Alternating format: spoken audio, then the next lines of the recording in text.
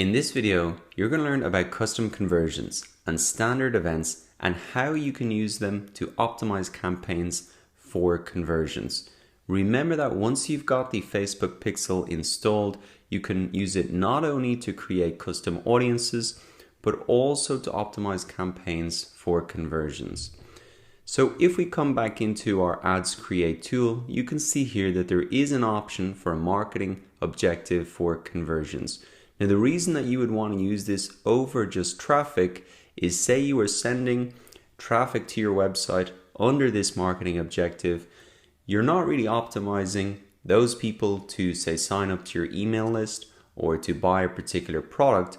Whereas if you choose the conversions marketing objective and you've got the pixel set up, then Facebook is going to optimize and really help you meet that marketing objective rather than just traffic. So it's a small shift, but it's extremely important. And if you want to drive more conversions, there's a little bit more work that you need to do with the Facebook Pixel. The best way to probably go through this is come into the Ads Create tool and just click on conversions and walk through the process. So I've selected that as my marketing objective. And now I can see here that I'm choosing a website where I want to drive my conversions. And now I need to really set up a conversion. I need to tell Facebook what is the outcome that I want them to really drive with my Facebook ads. So I can just click on set up conversions here. And here we see the two methods in order to do this. And the first is custom conversions and the second is standard events. So why are there two different options here and what are the differences between them? Well, we can see up here in this article, it kind of breaks it down pretty well. So custom conversions, there's no extra code required. They're usually much easier to set up. If you're not comfortable working with code, then I would just recommend you use custom conversions. However, you have to just be careful in terms of setting them up, and there aren't as much flexibility and accuracy if you use them. But by far, and for most people, this is more than sufficient to set it up. With standard events, there are some advantages. You can customize parameters, aggregate reporting, and they're much more compatible with dynamic product ads, which custom conversions are not. So that's a big really difference. In terms of e-commerce businesses, you're going to be using these standard events. For almost everybody else, I think you'll be fine with the custom conversions. So if we come back into the Ads Create tool and the setup for this conversion tracking, let us just start with the custom conversions, the easier option to set this whole custom conversion tracking up. So what we can do here is put in the URL of the page where people land when they have completed the conversion. So that could be the checkout page or the purchase complete page. In my case here, I'm going to give you an example of measuring and optimizing a campaign for email signups. So for my website, I have a thank you page that people reach once they have hit my website. So for example, they could click to download this PDF. Once they've gone through that process, they're going to end up on this page here, thank you, download.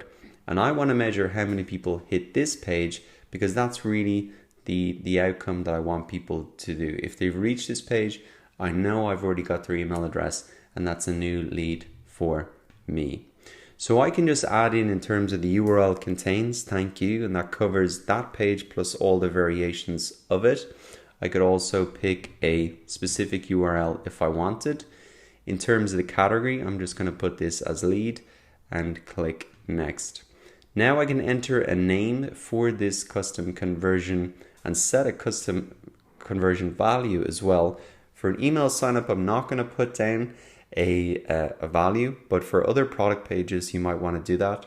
And then I can really set that up. Now I've already got it set up, so I'm just not going to go and do it there. But if I click now down into this, I can see the email sign up button, and that's really the conversion that I'm driving towards. Now, one thing that you do want to do is when you've set up this custom conversion, you can come back in to your ads manager, open all the tools, you can click on custom conversions here, and you just want to make sure that this conversion is active and that it is tracking correctly. Now let's go back and quickly talk about the other option for setting up conversion tracking, which is using these standard events. Now, as we said, you're probably only going to need to use this if you're in e-commerce and you want to do dynamic product ads, that type of stuff. The scenario here is slightly different. You need to set up this tracking on your website and add these additional pieces of code. So for example, let us say that we have this same code here for the same objective, which is to track leads. I need to take this piece of code and put it on my website. So for example, here is the HTML for the same thank you page that I showed you.